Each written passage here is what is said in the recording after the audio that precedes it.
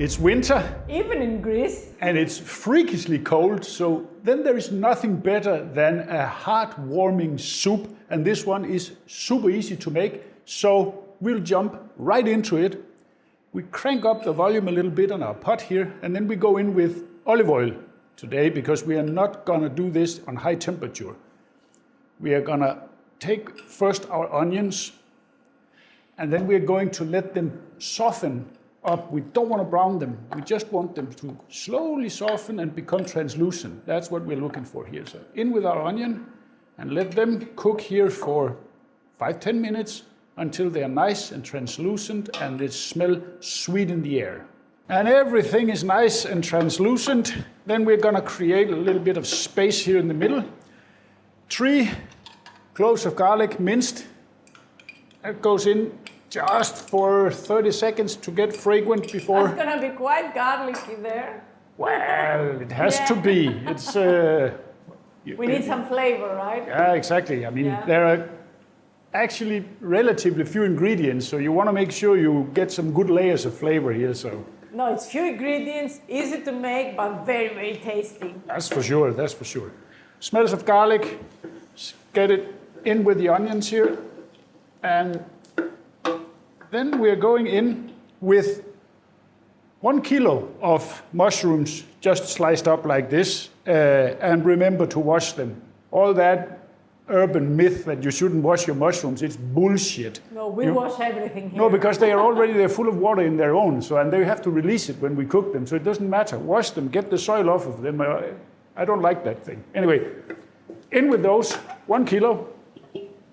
And now we're just gonna mix that in and let them release all the water and get nice and brown and full of flavor. So let them get started here. As I said, they will release a lot of water, and we want although we're making a soup, we want that to evaporate so we can get some browning on them. So give this probably 10-15 minutes. And when all the water has gone and we have got some nice browning on them, you don't want to take them so they completely disappear, but you need them to dry up and start frying so you get that really deep smell and flavor of mushrooms. 3 tablespoons of flour, straight in, and you want to cook that out and mix it well. So that will help us thicken up the soup, but you have to cook it out a little bit to take that raw flour taste out of it.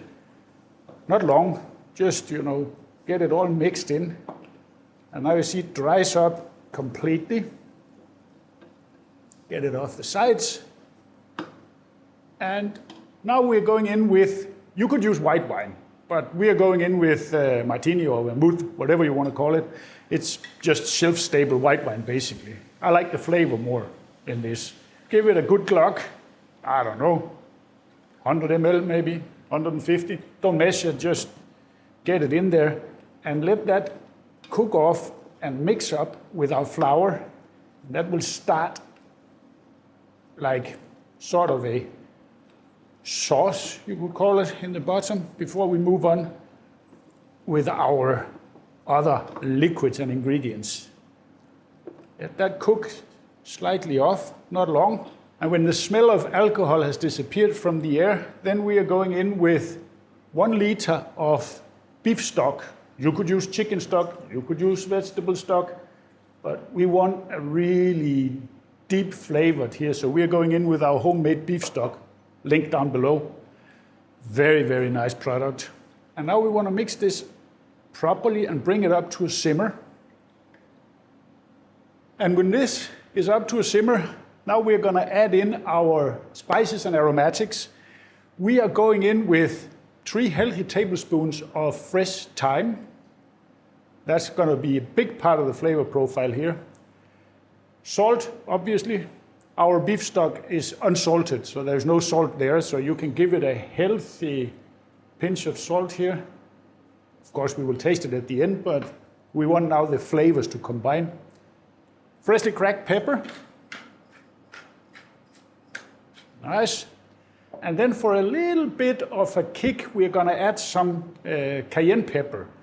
Maybe, I don't know exactly how much, half a teaspoon, not more. We don't want to make it like super spicy, but a little bit of heat. And then for a little bit of umami, a splash of soy sauce. 1, 2 tablespoons, not more. Just a little bit in the background. It gives nice flavor there. Now we're going to let this simmer away and all the flavors to combine before we finish it off. Maybe 10-15 minutes to let it simmer, and then we are there. And as it has been simmering here, you see how it has thickened up a bit from the flour. If you want it thicker, you can use a cornstarch slurry to make it thicker. Some recipes, they call for taking out some of the mushrooms and soup and blend it to put it back in cream of mushroom soup. But I just think it's a pity because we have all those nice mushrooms. They have a nice texture, so I find it better to thicken it with a slurry if you want it thicker. But here also, because we are adding an untraditional component, we are going to add 100 grams of grated Parmesan cheese. That will give some thickness and also some saltiness. So in with this and let it melt into the soup. This is going to get great flavor to this. It's a nice little trick to do. We actually often also do Parmesan flakes on soups when we're eating them. Yeah, like minestrone, remember, in Miami? Fantastic. Yeah, excellent. And that melts pretty fast, as you can see.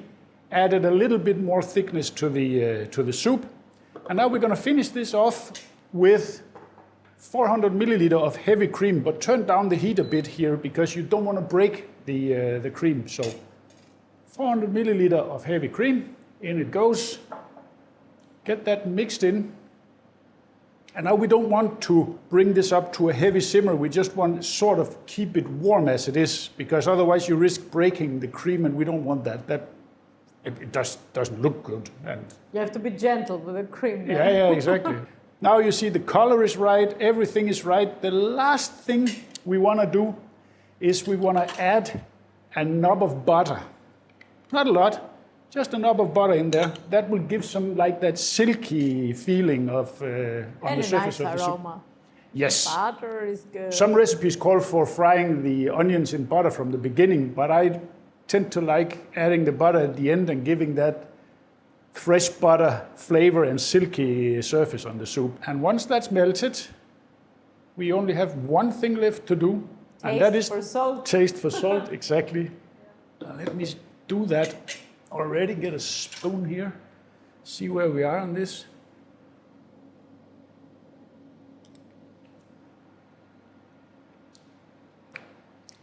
Ooh, that's good. Needs a bit of salt.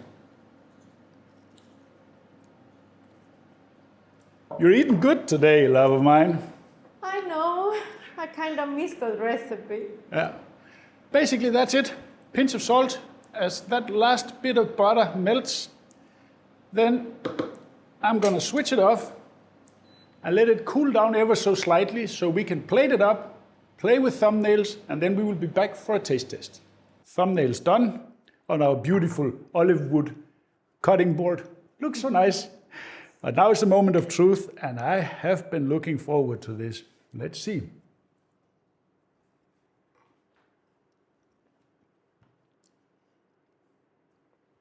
I'm telling you, that warms your soul all the way in. It's fantastic on a winter's day. Absolutely well-balanced flavors. A small hint from the cayenne pepper in the background there that gives us a little bit of heat. Perfect soup.